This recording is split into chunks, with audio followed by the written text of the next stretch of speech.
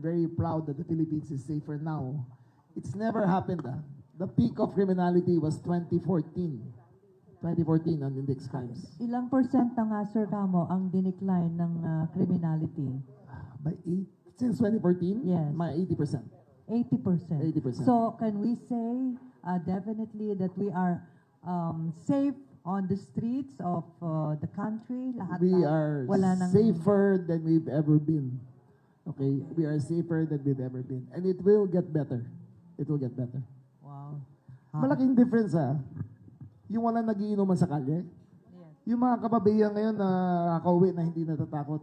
Siguro may mga kaibigan kayo rito, di ba? Na umuwi, mag-MRT, mag-jeep, tapos mag-tricycle, tapos maglalakad. Marami dyan. Dati nakakatakot umuwi. Ngayon, I'm proud to say that the cities are much safer. Not only here, all over the Philippines, the cities are much safer now.